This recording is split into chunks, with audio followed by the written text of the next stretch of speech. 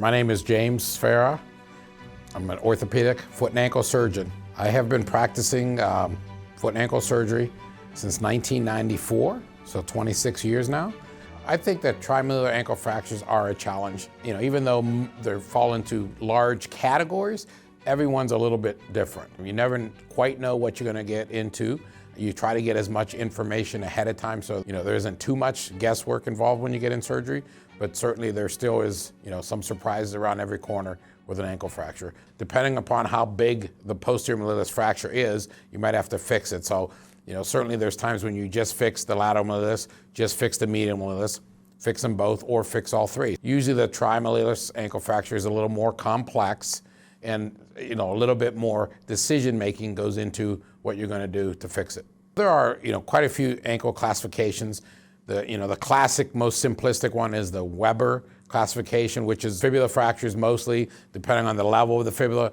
It doesn't give as much information as some of the other classifications. So the Lauge-Hansen classification, I think, is the one that probably works best when you're talking about comparing apples to apples and things like that. And then posterior malleolus fractures even have their own classification, relatively recently, which I think is very helpful. When someone comes with an ankle fracture, it is still important to try to determine how much energy went into that leg at the time of injury, because that'll kind of give you an idea of the fracture pattern and how extensive it is.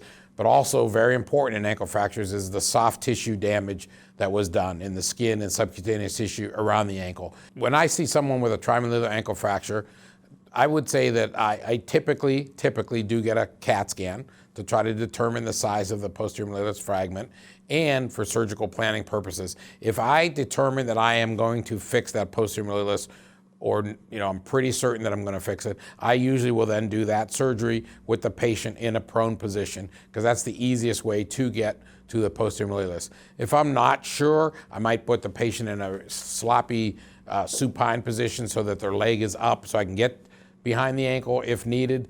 I usually will reduce all the fractures, meaning open them, clean them out, and reduce them with provisional fixation before I start fixing things. Because sometimes, you might fix one fracture and then you have to manipulate another fracture to get it reduced, and you undo what you did already. Posterior malleolus is usually the first one that I'm going to fix, then the lateral malleolus, and then finally the medial malleolus.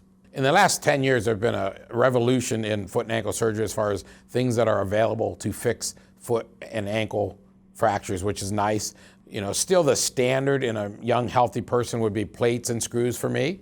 Maybe cannulated screws medially, plates and screws in the posterior malleolus and lateral malleolus. If someone has a lot of comminution, if they're elderly, they have poor circulation, diabetic, neuropathic, I might want to do a more minimally invasive technique, and I have become a fan of the fibular nail for these types of situations, especially since you can fix the syndesmosis with the nail as well. And I think it's pretty often that a syndesmotic injury is part of a trimal.